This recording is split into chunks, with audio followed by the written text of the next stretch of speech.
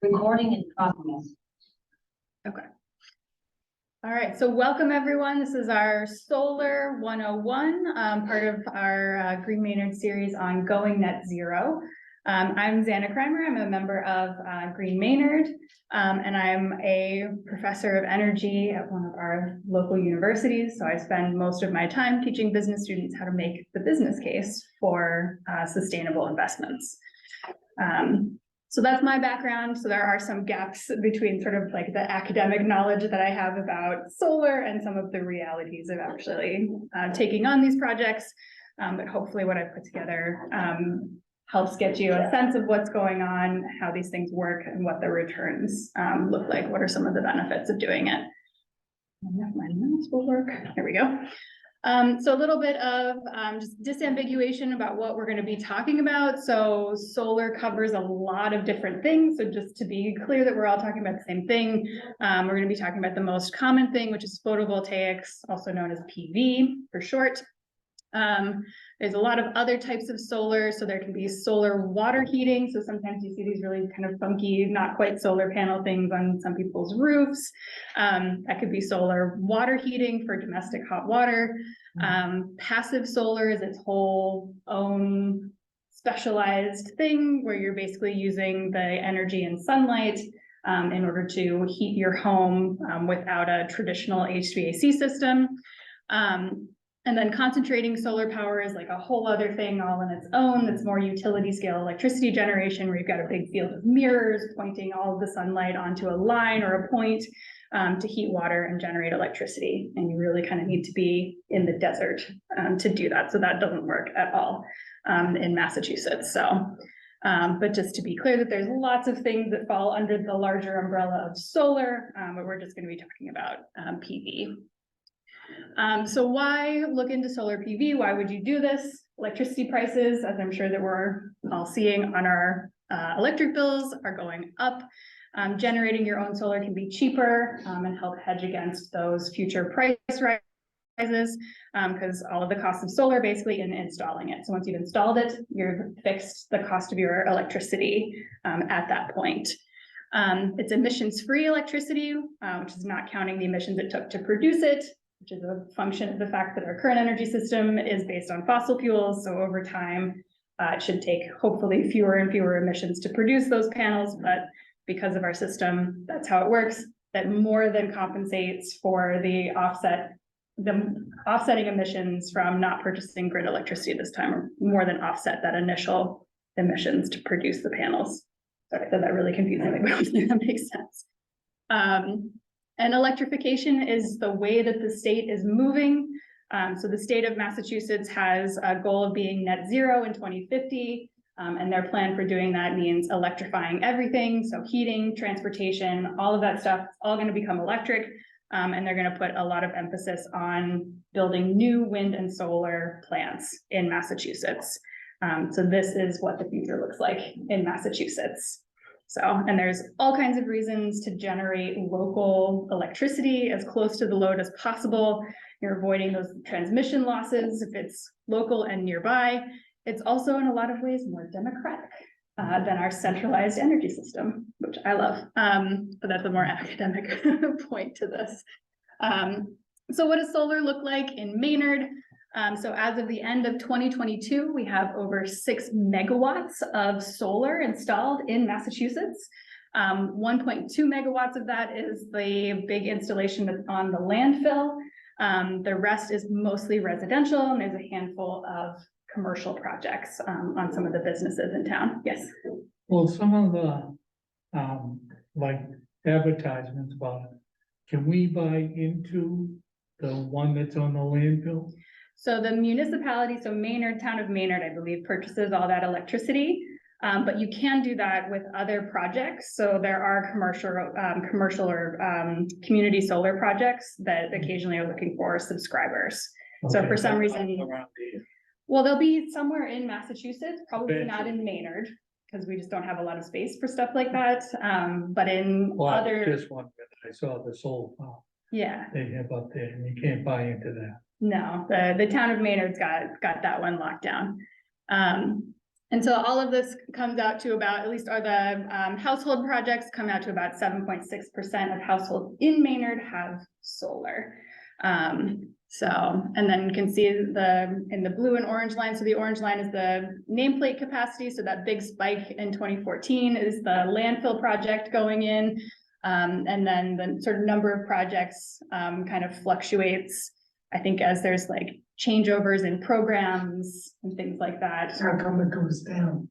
I think the spikes are due to either new programs starting or old programs ending for incentives. So people are either like getting in on the new ones or trying to get the old ones before they end. Just throwing away all of them. So there's been a whole lot of different incentive programs that Massachusetts has done. So actually putting this data together is like patching together 5 or 6 different Excel spreadsheets of projects, one from each of the different programs that Massachusetts has done over the last 10 years. Question.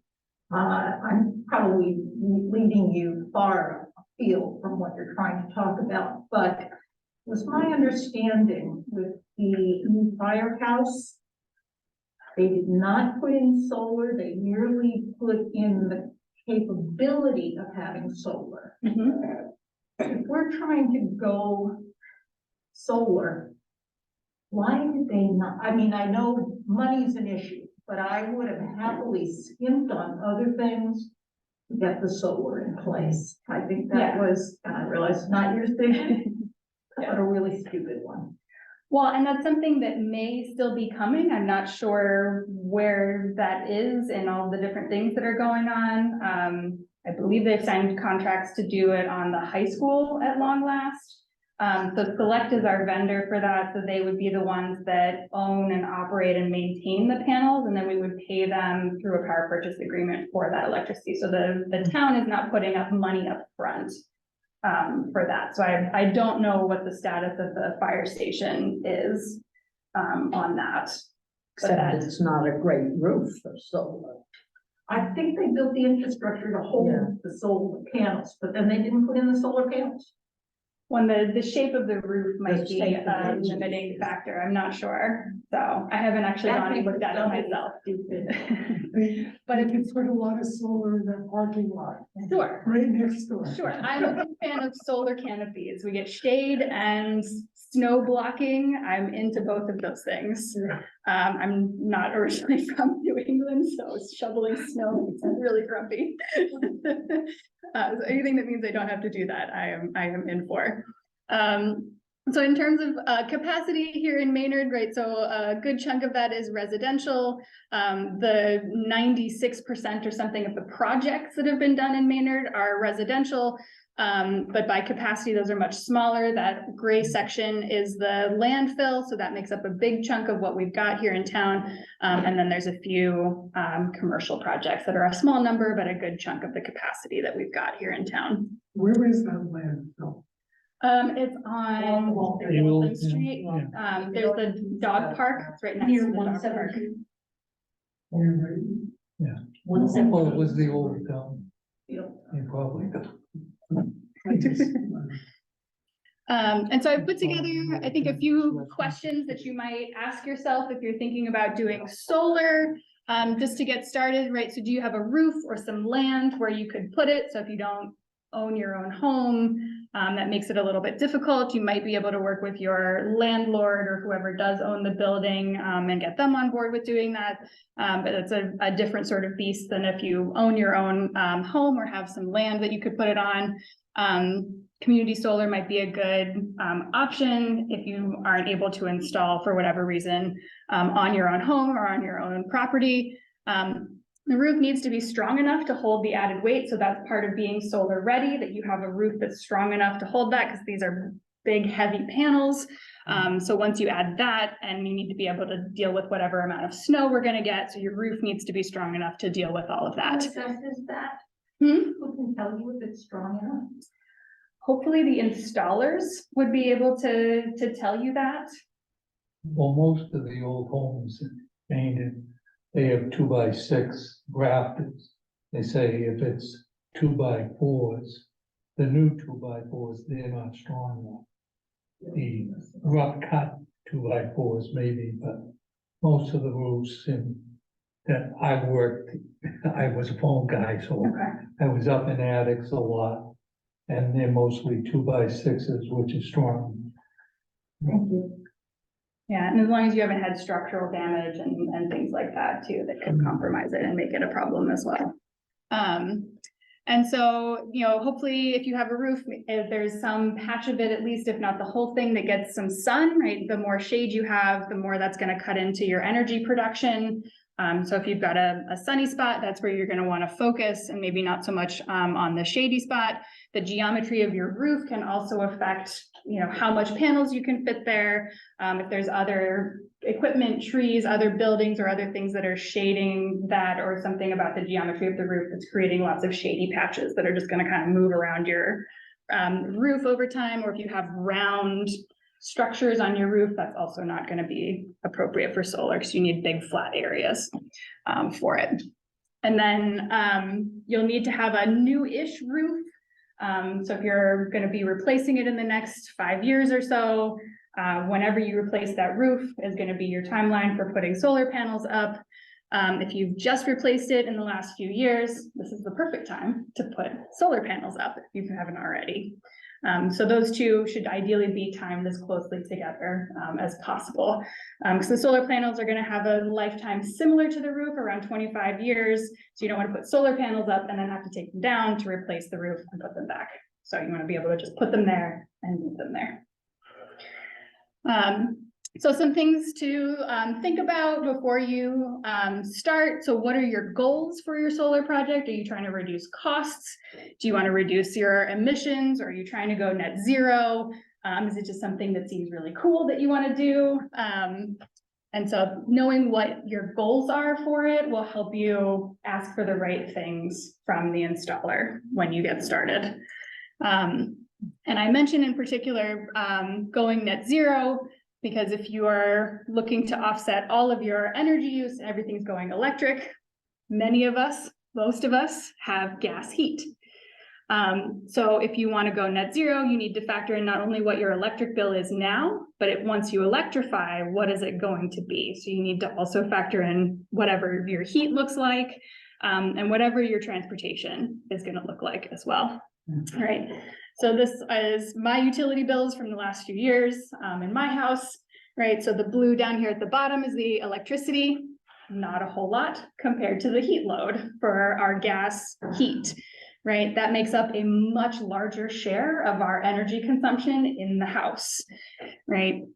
So that is a key thing that we want to make sure we're sizing our panels to when we get to that point. There's also some limitations in some of the solar loans in terms of what % of your load you can cover with the loan. So I don't think that they're going to want to fund something that's twice the size of my current load.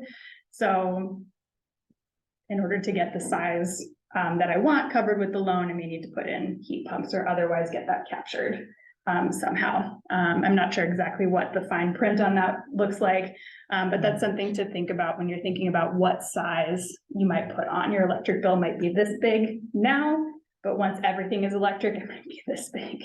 So you'll want to size the panels for this load that's coming in the future. Well, I just heard on this old house, they had if, I don't know, I have an electric car, and they said, you have to change your panel to 400 watt. You know, like most of us have 110 or 100 or 200.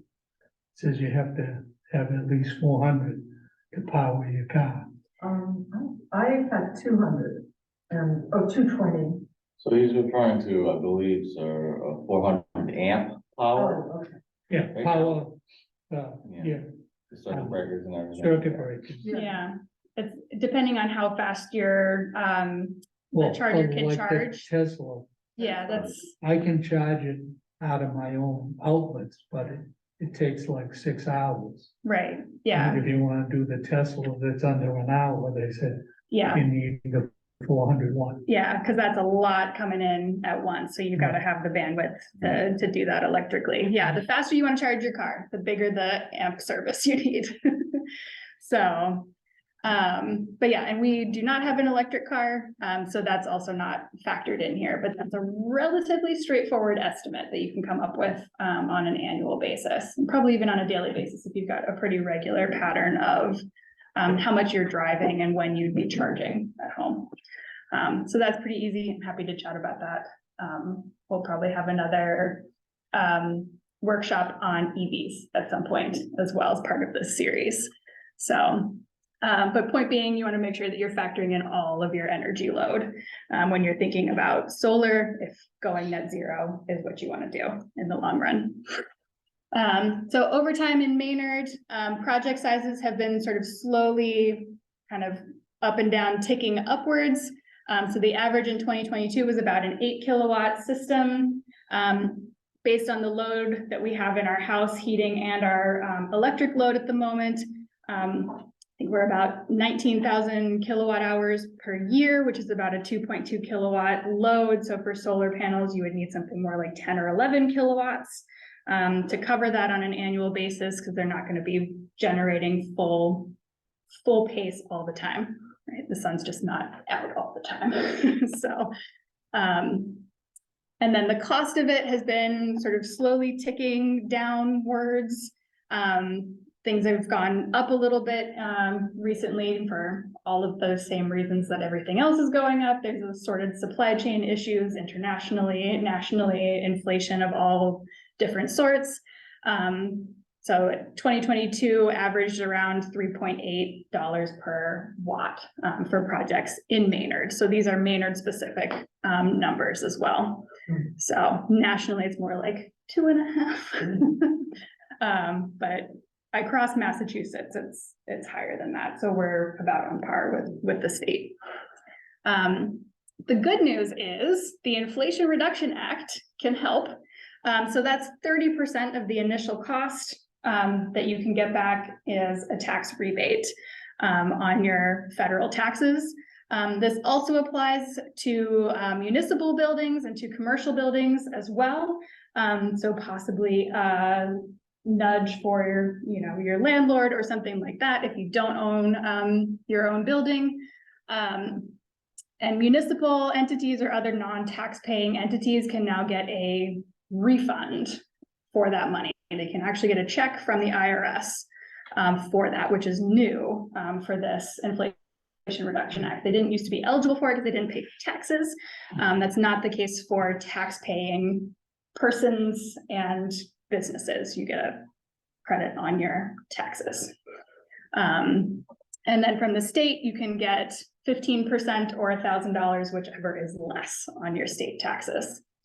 So regardless of the cost and whether you pay taxes, 30% of that should be recouped to you for the purchase. So you'll get it back on your tax. If you don't pay taxes, Right. that kind of makes it tough. But I thought you just said it was a credit. So it's not a refundable credit, non-refundable credit. Yes, so you get that amount. It's not income based or anything like that. It's 30% of that initial cost to buy and install. Yeah. But the IRS is not going to cut you a check for that amount, but it will carry over. So you won't have to pay that. For 4 years or whatever the carryover is. Yeah, whatever the carryover period for that is. So it depends on exactly what your tax situation is, how that will ultimately shake out. Because when I first heard you, I was pretty certain that I heard you say that you're gonna get a credit regardless if you pay taxes or not. Those municipals. The municipal Municipal, and non-tax paying entities, so nonprofits Gotcha. and municipal entities will get a check. The rest of us are out of luck. The rest of us are out of luck on that. There might be other creative ways to do that though. So there's other ways that can be passed to you through a power purchase agreement or something like that. So, yeah. So what does it cost if we look at an example? So taking the averages for Maynard, so 8 kilowatts at $3.82 per watt, you're looking at $30,000-ish initial cost for the project. So then the 30% federal tax rebate is going to be around $9,000 plus the $1,000 state tax rebate. And then you're looking more at net costs of $20,000 for that project. Their buy now button. No, I hate it. There's never a buy now button. Go ahead. If only. And And then what do you get for that $20,000, right? So that depends on, right, the system size, your roof angle, so what direction is it facing, as well as what angle it is, right? South facing is gonna be your best bet. That's where you're gonna maximize how much you get. Whether you have any shading, so that's gonna cut into how much you can generate, and then whatever the weather looks like. So what you get is gonna vary a little bit year to year, depending on how sunny or cloudy it is, how much it snows, all that sort of stuff. So just as an example, a somewhat ideal but not entirely perfect example. So if you have a south-facing roof at about a 20-degree angle in a typical, like, statistically average weather year, for Maynard, you could get around 1,300 kilowatt hours per kilowatt per year. Of course, the panels will generate more in the summer than in the winter. So that's something to sort of keep in mind. However, in preparing for this, I did look at, it looks like Eversource will carry that over. So if you have excess generation, you get a credit on your bill that will carry over. So you can carry that excess from the summer into the winter and potentially never pay an electric bill ever again. That would be great. So it can be tough to meet winter demand in the solar, but Massachusetts net metering policies make that less of an issue. So if you want to play around with it and just get a sense of what you might get from your roof, I love the PV watts calculator. It's relatively simple to use. You can tinker with just a couple of different inputs, figure out what kind of capacity might fit on different portions of your roof and how much you might get from that. So you can just put in your address or Maynard generally. It's got a cool mapping tool. When you go into here, you can draw a box or a weird shape of whatever kind on your roof, and it will help you fill in that first box for the DC system size, because that's one of the hardest parts. Right? What capacity is even going to fit there? Well, anyone that I called that was gonna do, they did that, my roof, you know, and that's how they said, you don't have enough space for the panels or whatever, so they, if you call up and say you're interested in, they do the whole calculation for you. Mm-hmm. Yeah, right. And the developers are going to do fancier, you know, more specific version of this than what you'd necessarily be able to do on your own, but just as a first, you know, go to get a sense before you talk to an installer, so you kind of know a little bit about what's going on before you go that route. And so you can just sort of leave everything in here as is. There's a bunch of other assumptions in here, and there's little information buttons if you want to know more about sort of what's going into this particular calculator. You can change the tilt angle if you know what angle your roof is at, or you have a rough estimate. And then the azimuth angle, which is inconveniently named, right, is the direction that your roof is facing. So 0 being north, 180 being south, 90 being east, and 270 being west. So you can draw your box, put in the angle, give it what direction it's facing, and it'll give you an estimate of how much you could generate over the course of a year, right? So they give you sort of this high level estimate. There's a little bit of range. And then further down the page, they've got additional detail if you wanted to look at hourly data and things like that. So if you're into energy data, you can go pretty deep in this if that's what you want. You can also sort of stay at a higher level if you're just looking for an estimate. It's a great tool. I love it. I make all my students use it. So I highly recommend it. So if we're looking at about 1,300 kilowatt hours per hour, and we have an 8 kilowatt system, then one of the best cases that you'll get is something around 10,000 kilowatt hours per year out of something like that. If you've got the roof space and a not at all shady section of roof that you can fit all of that on. Mm-hmm. All right, so a worst-ish case, because here in the north-facing instance, I'm still not factoring in any shading, but if you've got a north-facing roof, you'll get a little more than half that. So you're looking more at 7,000 kilowatt hours per year in that instance. So it's still not bad, it still works out. And then on my last electric bill from Eversource, which I'm guessing is similar for most of us unless you use a third party to get your electricity, was almost 22 cents per kilowatt hour on my electric bill. Ugh. And then that's just for the supply. And then when you pay for your electricity, there's also delivery charges. So you pay for the electricity and you pay for it to get to your house.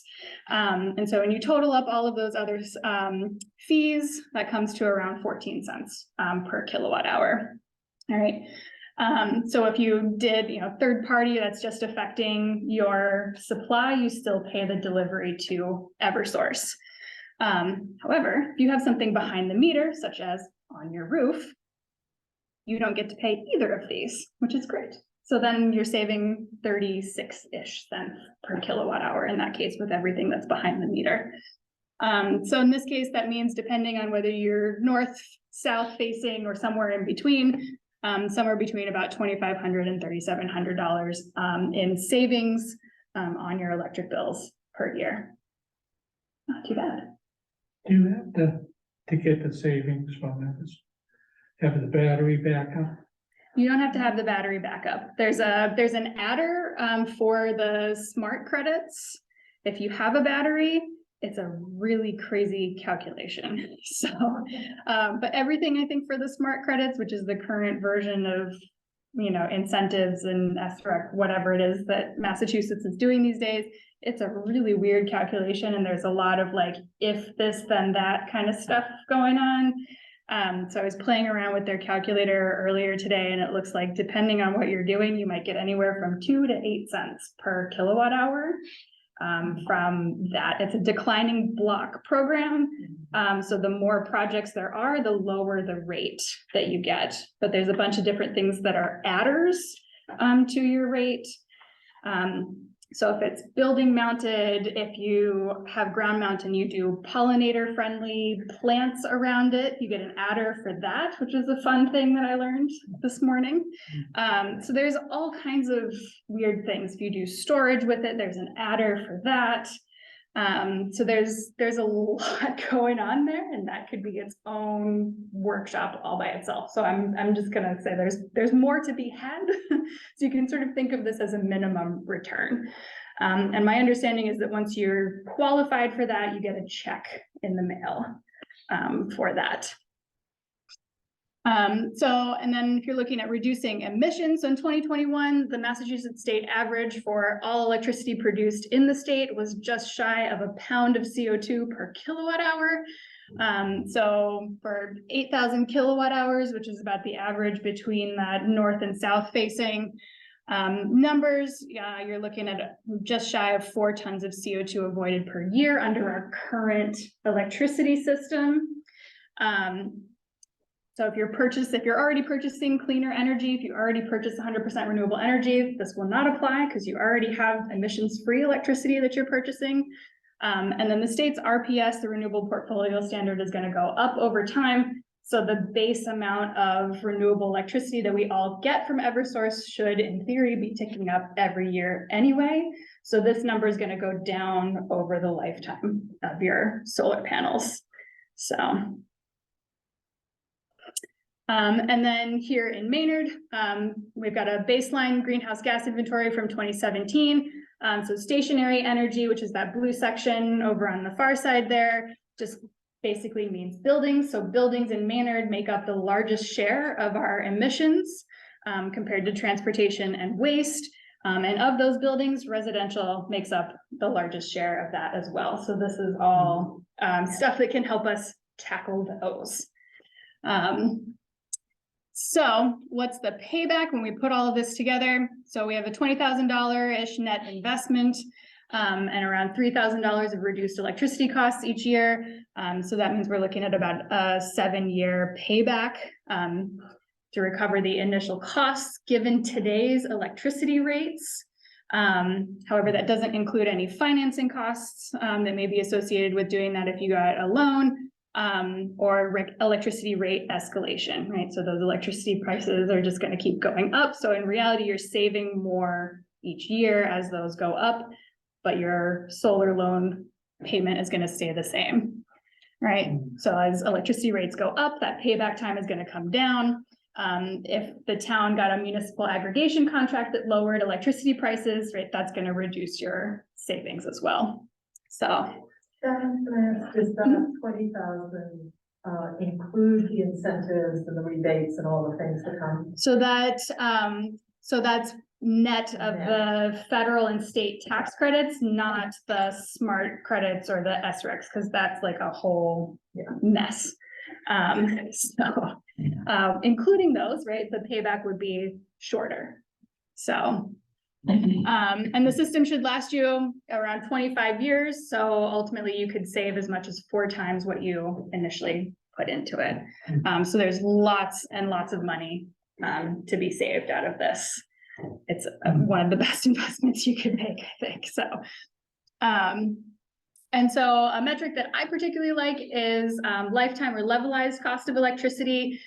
So given what you've paid to generate that electricity and how much you're getting, what's the per kilowatt hour rate for that solar electricity over its lifetime? So if we take that 20,000 initial cost, 8,000 kilowatt hours per year, and just divide that initial cost over the number of years that it's going to be operating, and the amount that it's going to generate each year, we get around 10 cents per kilowatt hour. So that then is a metric that you can compare with what you're already paying, right? That is hands down lower, I'm confident, than what any of us are paying, right? With the caveat that that doesn't include a discount rate if anybody's into like cash flows and time value of money, or maintenance costs. When you add that in, it's a little bit higher, and then you're looking at something more like 17, which is still lower than what most of us are probably paying. Yes. Does your homeowner's insurance go up? Do you know? That's a good question. Nobody from insurance.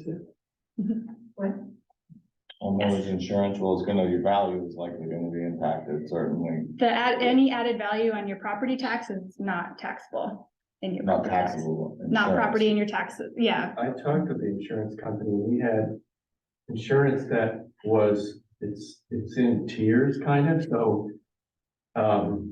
We were covered up to a certain amount of building value. And when we added the solar, it didn't exceed that limit, so our insurance stayed exactly the same. Okay. Now we got a heat pump, so I don't know what's gonna happen.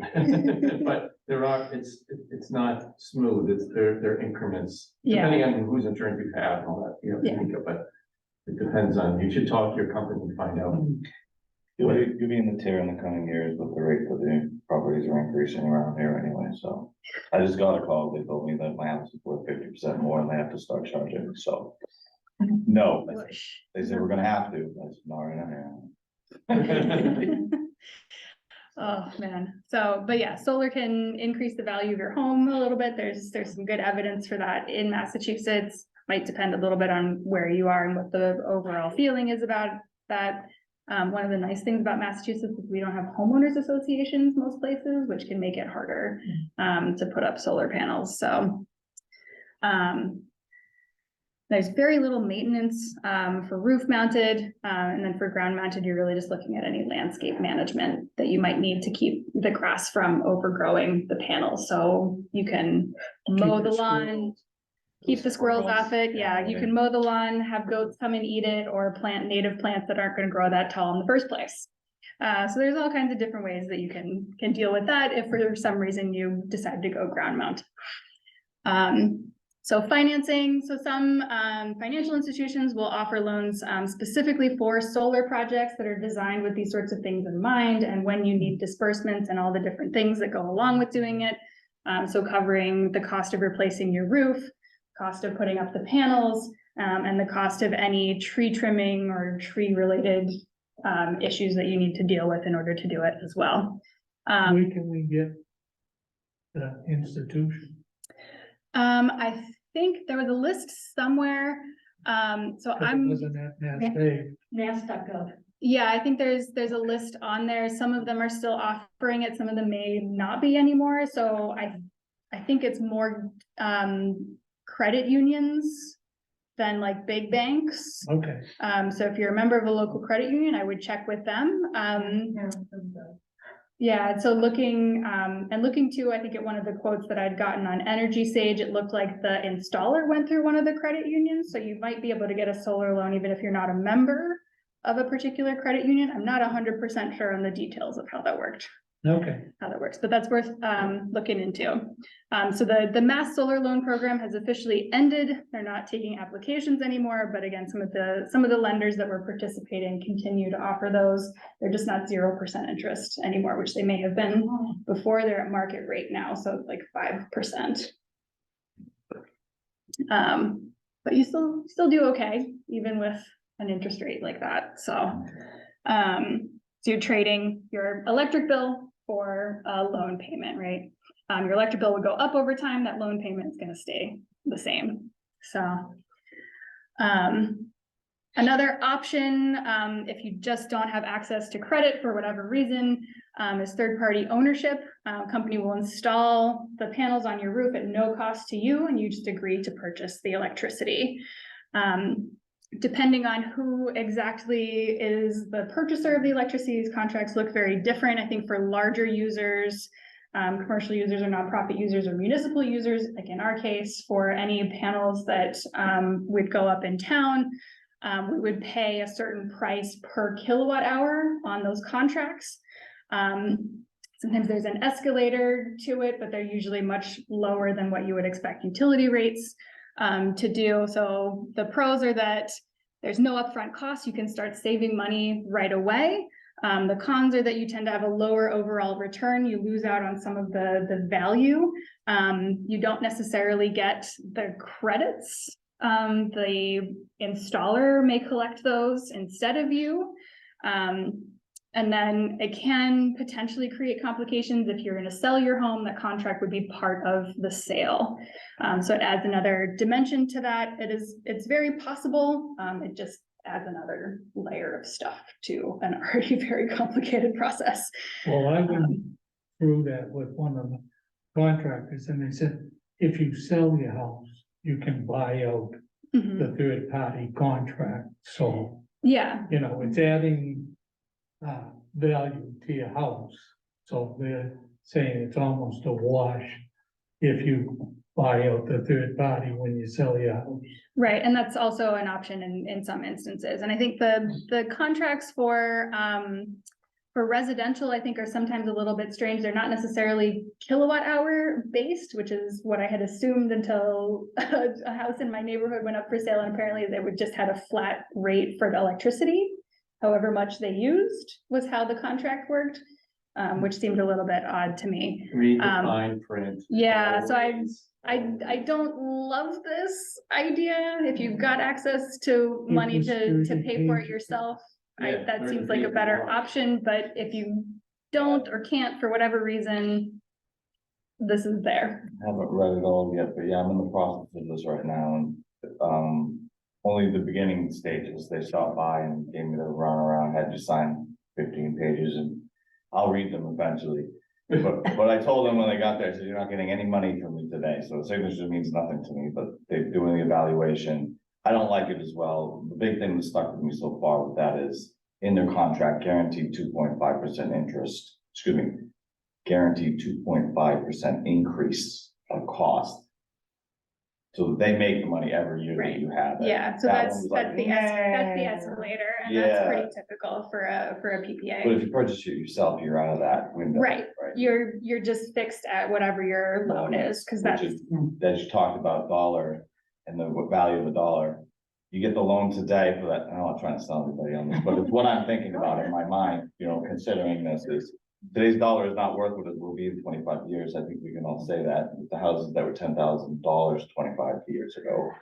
So, well, I wasn't around for that one, but missed that. I'll tell you, I paid 32 for mine. 32, well, okay, you And probably it's feel. 550. Yeah, it's a deal for you, did okay. So, yeah, I'm not a fan of that either. I don't like having, I'm sorry for interjecting if you're to the end here. yeah, we're at the end, so. Okay.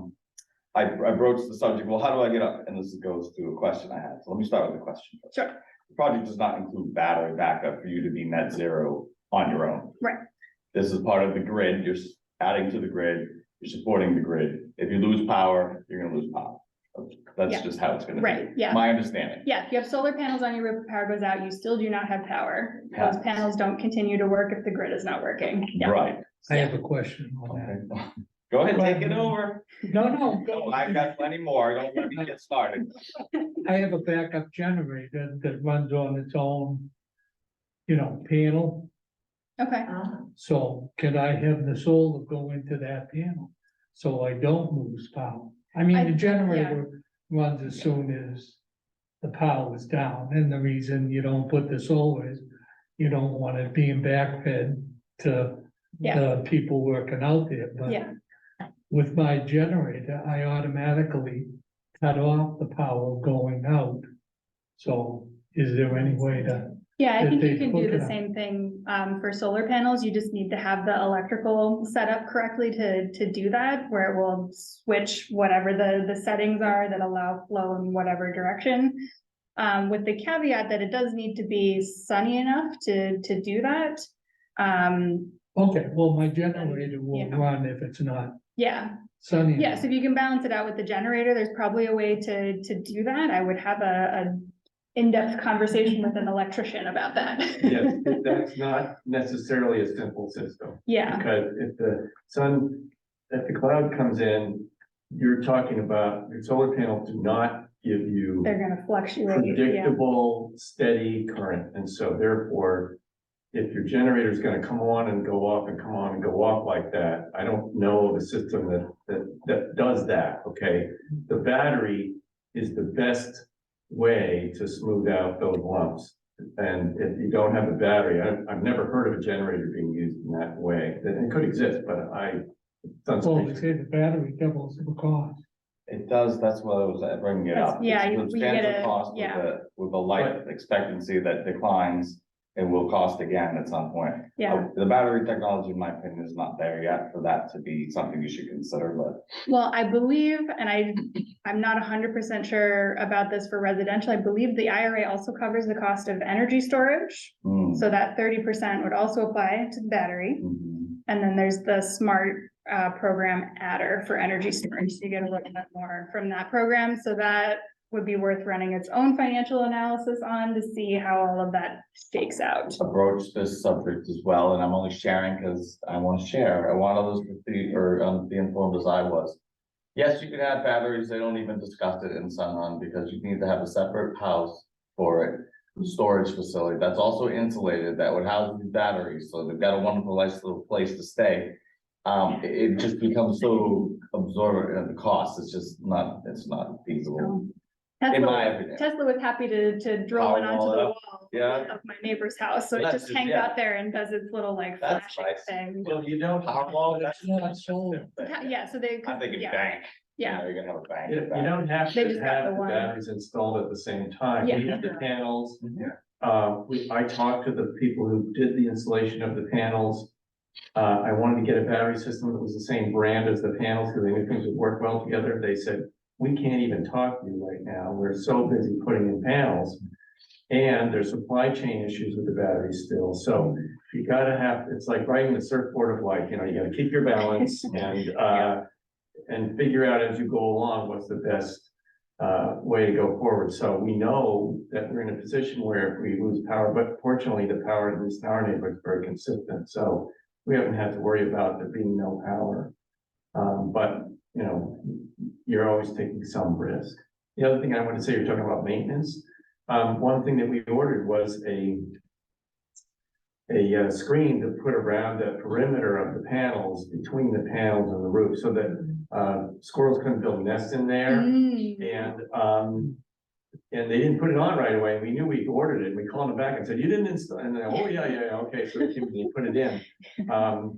And also, animals can chew on the conductors and the insulation and so forth. So that's another reason to have that protection in there. Yeah. And then where the lines are led from the roof down to the metering, it's a metal conduit, so then you don't have to worry about that. Yeah. But there are some exposed wires under panels sometimes that might be vulnerable to chewing, so. yeah. and how aggressive your squirrels are, how interested they are in nesting under them might vary from Have you done any place to major place, but squirrels? yeah. There's not- You don't wanna get caught in an alley, it's all I that. worked at Lincoln Lab in, what do you call it, a hangar, Yeah, and they would pull the plane out. And then they bring it back in because the squirrels had chewed all the, electric wiring harnesses. oh, yeah. I mean, these are, you know, $10-15 million planes, and they pull out and It a won't couple of fly. squirrels chewed them. Did you talk about inverters at all? No, so that's one of the key like maintenance things. I think those have to be replaced at some point in the life, but that's Well, we got ones where the inverters are on each panel. yes, so there's different configurations. And that means yeah, that if one of them fails, all the other panels still work. right, Yep. Whereas if you have one giant inverter mounted on the wall, if anything goes wrong with it, you lose input from your whole system. Not to say what the reliability of them is, but we chose the distributed ones on each panel for that Yeah. reason. Because we thought distribution is more robust than centralization, and Yeah. that's true throughout technology. If you Yeah. can have it distributed, and that's what's good about, solar in general in relation to the power grid, is that we're not all basing our lives on one generating station or what have you. We're Yes. spreading out. more democratic, which I And mentioned at the there's beginning. something that yes. David Mark told me about, that there was a limited amount of electrical resources for Maynard, because the high tension wires that come into town are limited because other towns didn't want to let them go through their towns and other factors like that. So in a way, we're helping ameliorate that, but only when the sun is shining. So Yes, it helps that, we can keep somehow a little bit ahead of the game, I talked to them, I did what I could about getting rid of the snow for this past winter. The guy upstairs, I don't know. They're hearing us, but it's not quite there. It's gonna be Florida soon. We're working on it. But yeah, the number of inverters can affect the cost, so the more inverters you have, wonderful. that can add some cost. I don't know quite how much inverters used to be a lot more we expensive. got- They've gotten a lot cheaper in more recent years, Your so. example is how many panels did you have? 20? It was, I 22. All right, so we got Yeah. 30 panels for an initial cost of 39,000. So I don't think it's that, before loans and rebates and all that stuff. yeah, so it was And about an probably 8 within- kilowatt system, so it'd be a little bit Ours is bigger. more, yeah. Yeah. And so, yeah, I think that's, we have a loan, I think our loan is only 3% or something, but we did it before a lot of the. Yeah, before everything Bless you. skyrocketed.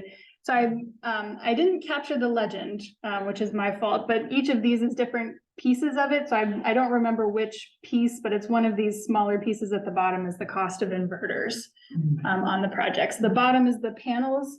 This is overhead, this yellow piece. Well, I don't really know, Chris, So- I didn't ask a breakdown for that, because the inverters were included in the panels. Right, but yeah, so this is from NREL, so they're looking at data across the country and Oh, what the breakdown is for projects. So in case you're wondering where all of that $20,000, $30,000, $40,000 goes, right, this is the breakdown of what you're paying for, right? This is the equipment and this is the overheads. It's about 50-50. Do the Overhead panels meaning- have heaters? With the snow? No, so they're Yeah. darker. I'm sorry, what? Do your panels have heaters? No, So if it snows? no, snow we comes- don't, and yes, the snow, and no, we didn't like that, and.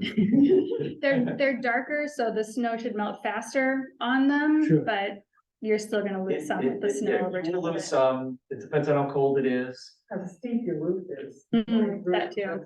Yeah. Slide that off, yeah. Yeah, see, we don't have that, the heavy angle like that out. And we have panels on different parts because our roof is really complicated, so some of our panels cleared off sooner.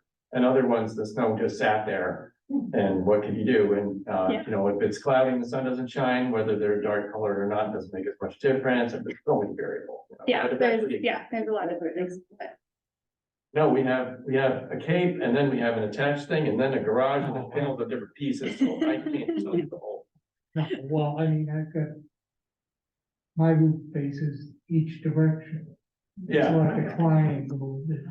Yeah, yeah, hip Pieces roof is not being another whole installed. wall of wax, yeah, yeah. But whenever you're ready for the next step, depending on where you are, I have found Energy Sage to be a really helpful website. They've got lots of information. It's also a marketplace where you can get free quotes.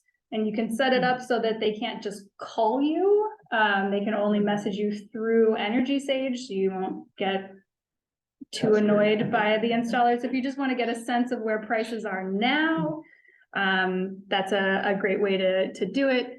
I really love that website. It's a really fantastic resource in a lot of different ways. You can always, of course, contact installers directly. There's lots of different companies that have done projects in Maynard. So ask your neighbors who they've worked with.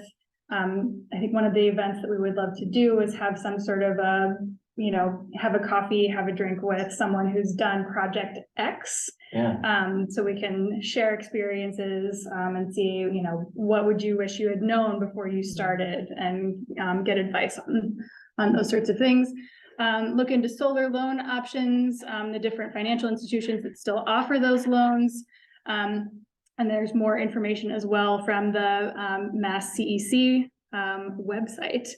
And that's everything that I have for What does tonight. And we CEC can stand for? Clean Energy Center, Commission? something like that. Commission? I don't think it's commission, it's Clean Energy, something. Anyway, All right, they're it's okay. state funded Yeah, branch, it's fine. that does, they have extension offices and things like that for clean energy. So they're a great resource. So, more questions? Questions, discussion in general, yes. I was looking by the DIY kit and I went to Eversource to go through their system to get permission to hook up. And it's designed for contractors that know the system, nothing's explained. What is before the meter, what is after the meter? I couldn't answer that question. Yeah, so I think it depends on how it's connected to the meter, but I'm not actually sure what the electrical details are of doing that. That's something I would ask an electrician. Okay. I think there was a Green Maynard member who did them himself. Didn't Roger put them on? Oh, he may have, yeah. So if you want, we can connect you with him to ask questions if you. Yeah, that would be great because it's just that Eversource website that stymied me. Oh, they're famous for not being helpful in any way. We had to have a tree taken down. We wanted them to insulate the high voltage wires on the poles going by. Whole disaster. Finally, just had to hire a different tree contractor because who was willing to do it with the wires explode. Yeah, I finally got through a person Yeah, in man. that program and he just wanted to know, am I a solar installer? And I said, no, just a general contractor, and he just kind of sighed. Well, I'm not surprised. Yeah. Didn't want to even start. Well, our system has 2 meters as well, so it's, I don't know how it's done. I don't believe and understand how exactly it's set up, and I usually understand electrical systems pretty well, but you really gotta do your homework, I think, in order to get it done right, if you wanna do it yourself. And you might try for a hybrid situation where you mount your panels, you put in your conduit, you bring your lines down, and then somebody else does the boxes and the hookup and everything. Yeah, that's what I was thinking. I would do everything that's on the roof, bring it through the roof system without leaks. And then the electrician gets to work with his feet on the ground for everything else. Yeah, And Go to this old house, they had a show. This one, and Green Maynard, who's this coming. I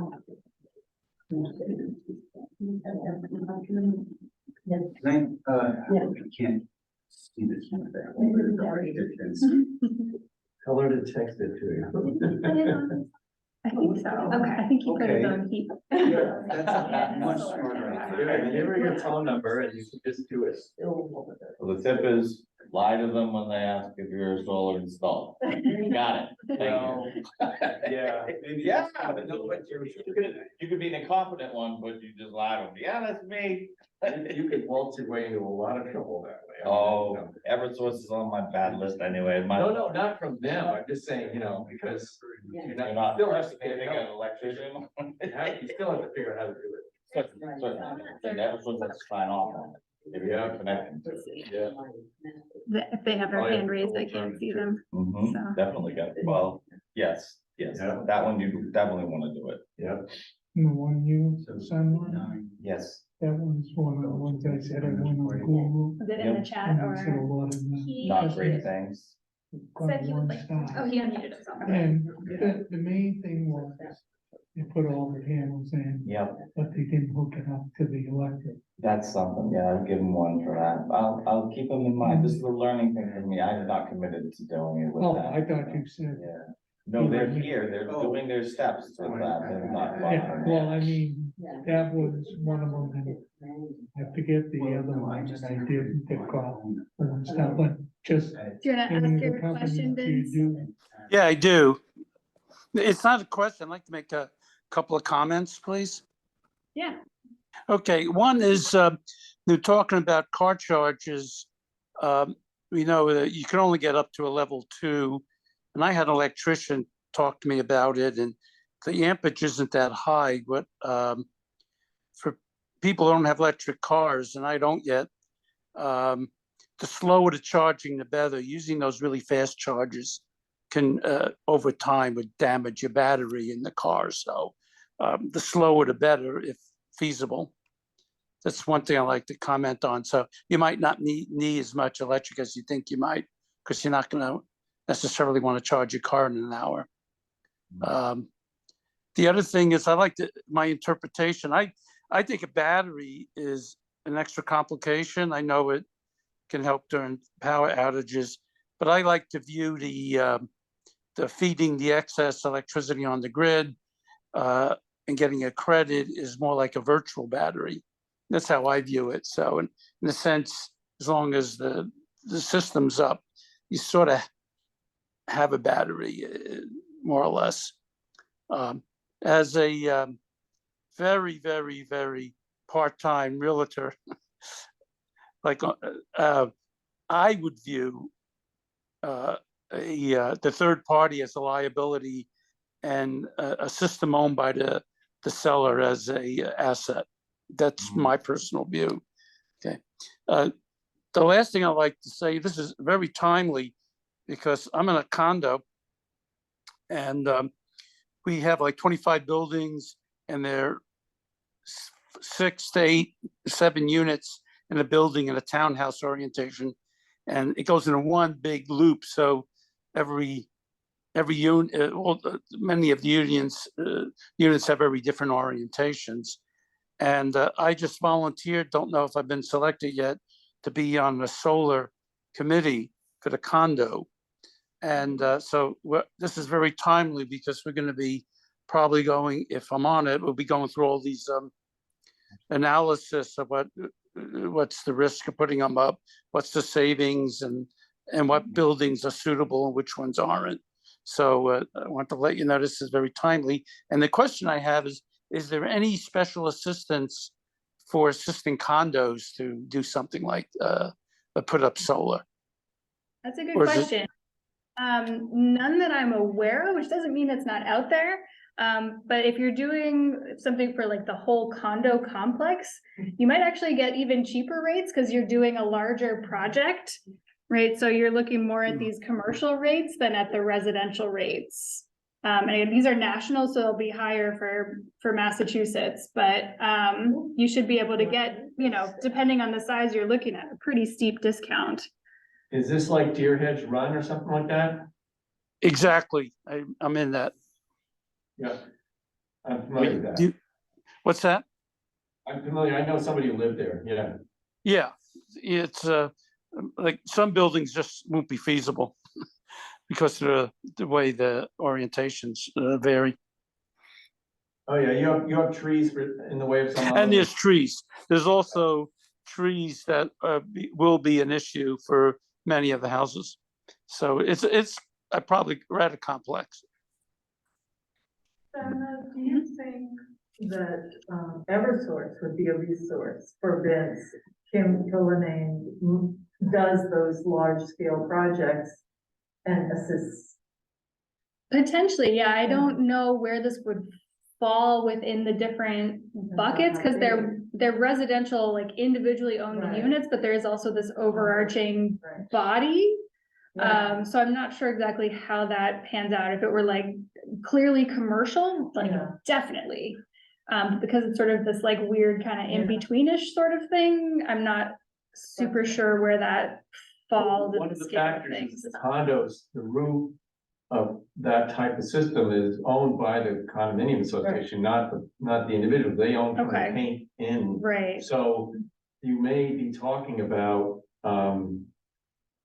they might be able to work out a thing, which is kind of an aggregate thing where, you know, the condo association has the panels installed and I don't know how they forced out the electricity to the individual Yeah. owners. That would all have to be worked out, but that's, right, and, you know, then the condo association also has to know how old is the roof and, you know, are they gonna have to replace the roof before they can forward this, all that kind of stuff is Right. involved too. yeah, Yeah, I would think that they have a schedule for replacing the roofs. So I imagine, you know, if people were gonna buy them, then it will be after the new roof is installed. And I think they're approaching the time to replace roofs. yeah, if I remember right, I think those were built in like the 90s, so if they haven't just done it, it's gotta be coming up, Oh, yeah. so. Yeah. Yeah. So yeah, it might be perfect timing actually to do that over there if the roofs are on the maintenance schedule as well. But yeah, that's an interesting case. It's certainly worth reaching out to Kim Cullinane to see where that might fit, if there's Maybe this something, thing now. right, worst case. I have a question regarding, has there been any, I know those are great incentives, and no one's gonna say no to that, right? Is the town itself promoting that in any fashion with regards to incentives? No? Yeah, it makes me sad. No, I think the only thing I think the town can really do is have some sort of solarized program. Which would basically be trying to get enough people to do projects within the same time window that you could get a discount. I think that's about all that can be done sort of at the Town's plate town is level. kind of full. Yeah, and there's, Especially trying to do community aggregation of Yeah. electric set power. I think that's first on the docket. And that's gonna save everybody, whether you have trees or north facing or no matter what, you're gonna be helped right, by Yeah. having that go through. So, you know, when I first came to Maynard back in 2019, the first thing I did is went to town hall. I said, "Are you doing this?" They said, What are you talking about?" And fortunately, now it's happening, but, Yeah, in because I progress. came from Arlington and they had already done it. I signed right on and got 100% green. So I was like, Yeah. and I had to learn, okay, Maynard's smaller and it's gonna take a while. There aren't the resources, so don't worry about it. we'll get there, Yeah. we'll get there. But yeah, that's about the only thing I know that I think the town itself could do. And I don't know what Well, the tax bill is really where I'm going with it. yeah, So Yeah. you say that they've got it up on their plate. Well, I've given a lot to this dinner. yeah. So, if there's any way that could go down a little for me, it'd be great to have make me inclined, Mhm. predisposed at least. Yeah. Yeah. Okay. I got in a little late. You were talking about electric cars when I came in or before that? I think I was just trying to say, like, if you wanted to go net zero, you want to think about the whole load of your home. Oh, okay. So this is, just plug load and heating load. If you had an electric car, that would be baked into your electric bill already. Well, So- we did pretty well all fall. And we got a credit so we didn't have to pay anything on the electric bill. We got electric cars back in April. And we're still doing pretty well. And then we got to the winter. Yeah. Right. We got an electricity bill for $800. And we were like, ouch. Well, because the heat pump got put in too. So we had to remember, not buying gasoline anymore. Yeah. Not buying heating oil anymore. And then the heating oil, Yeah. the fill up for the tank of heating oil was almost $1,000 when we did it last winter. Ugh. So 800, 900, something like that. Ugh. And so now that's gone, so Kathy looks at me, she says, well, maybe it's not as bad as we think. But now we're looking for what's gonna happen. It's potentially a good time of year because the temperatures might still be cold, but there's more sun, because we're coming up to the equinox and getting more sun, so. Yeah. Again, the cloud cover is the major variable of that, but we only have 120 volts, level 1, we never put in one of those things. Mhm. And so my car's plugged in now, here's the library. Yeah. I was Yeah. at 30% today, so I'm like, okay.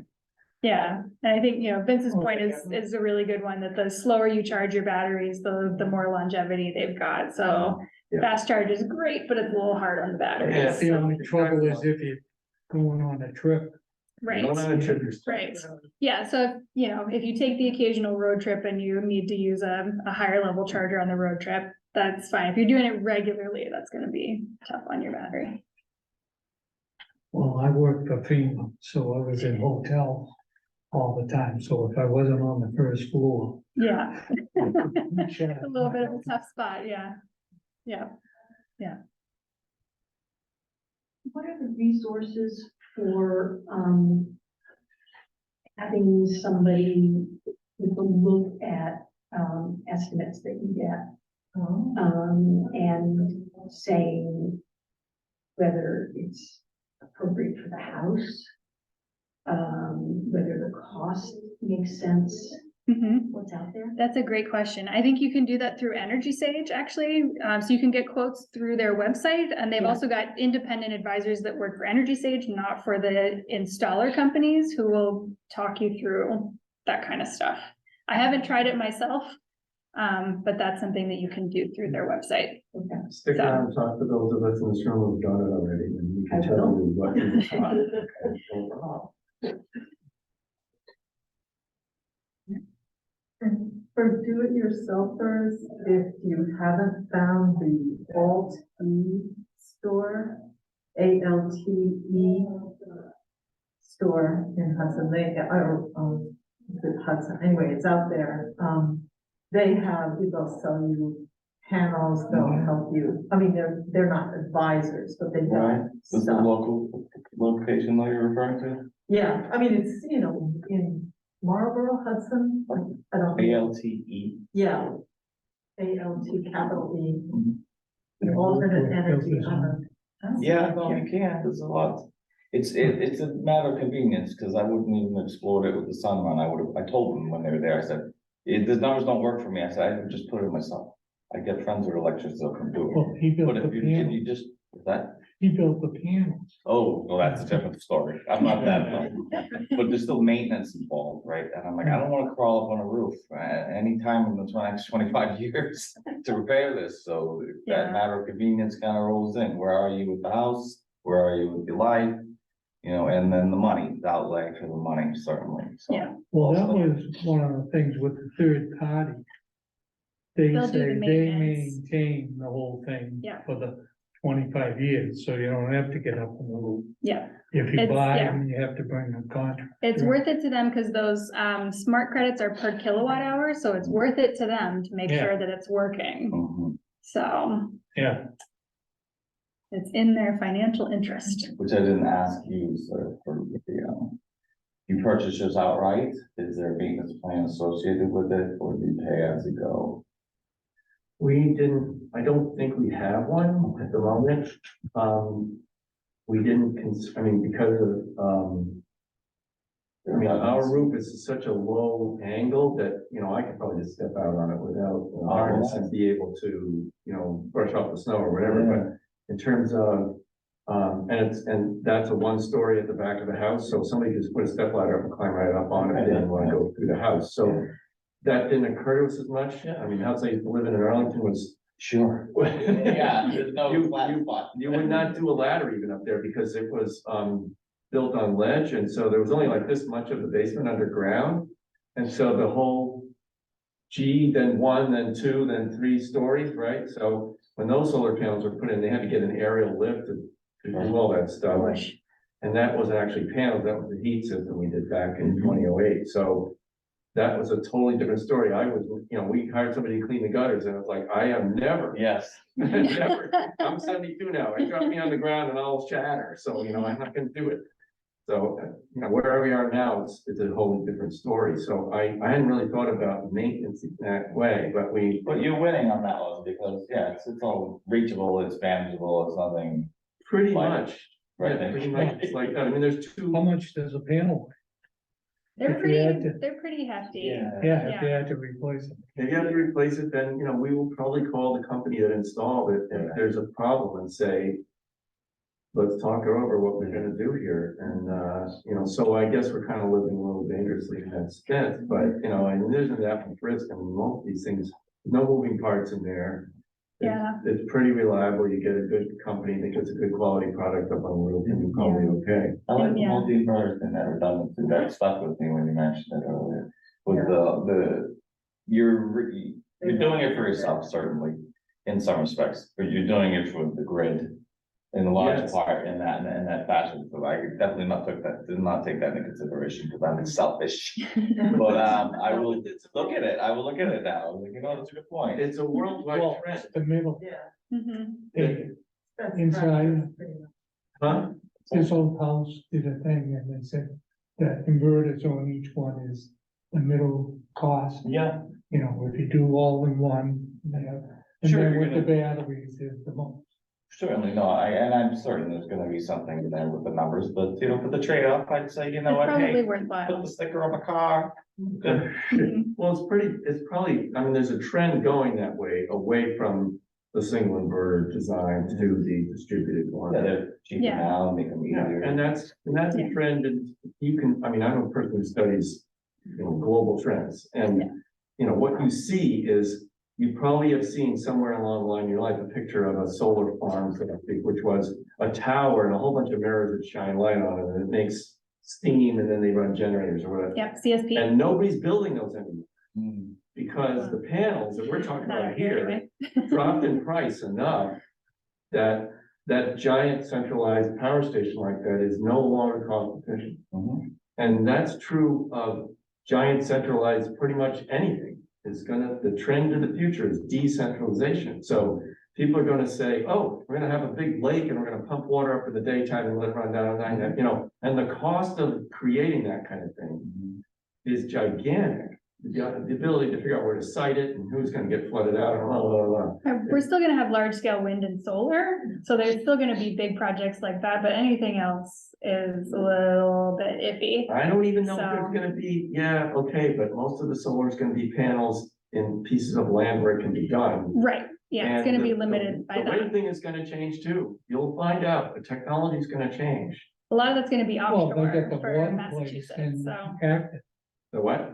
There's a guy, they have a water hydro plant Yeah, yeah. in down by where the, what do you call it, the marijuana plant is. Is in the back there, This is marijuana plant. huh? Sorry, go ahead. It used to be the package store there, it was, Oh, I know where you're from, you got it right on the border, on the line. there was a hydro plant in back, Off of the river? yeah. Oh, The guy that owns it, said he never sold it to me, because they screwed him on his electric bill. So it's just been sitting there for years, yeah. and the mill used to have. Yeah, the mill, let's get me started on the mill. Well, I've been there 9 years, I want to buy something and I don't know what they're doing with it. But They're e-waste, basically, so like other electronics, they need to be recycled similarly, the same stuff, sure, just much bigger. look at it. And it's sort of general question on property. yeah, Because I was. There was a rule of Right, thumb right. that when you was Your town you made, but- that you had a shade tree over your roof. That contributes a cooling effect, roughly the size of a room air conditioner. Oh, okay. So if you put an array of panels on a south facing roof, are you getting the effect of two shade trees? Is anybody calculating the value in the cooling effect that the panels would have? If they're 1.5 inches off your roof, and you're taking the brunt of the sun, and the radiating heat and the convection is conveying heat from underneath, how much cooling load is avoided by having panels? That's a good question. They're dark though, so I'm not sure where that ends up. So well, there's a couple of factors. One of all, room air conditioner is only gonna take maybe 500 watts for a small room. Okay, so your solar panel system is gonna produce a lot more than that. That's not talking about the shading. No, I know the shading means that you don't have to run the air conditioner. So there's a trade-off between using the air conditioner versus using the solar panel. Well, he was without the like trade. equivalent for the shade. Yeah. Yeah. I still need the panel itself. The panels are dark.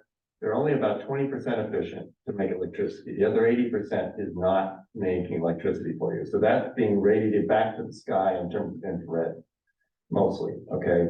There is an air gap underneath the panels so that that's not contacting the roof. So there is air circulation there and that shades the roof, but so it's not beating right on the roof and therefore conducting heat into the house as much. I don't know the calculations for that. Yeah, I think the calculation will turn out to be that if the solar panels are not plugged in, they're saving you more electricity than they're generating. On a shaded side. On a sunny, hot day, Okay. the shade is more available than the electricity. I'd be very surprised if that were the case, very surprised, but I thought you were referring to the fact that it's not only providing the insulation sun, but it's insulating your heat from leaving the building as well. It's too late.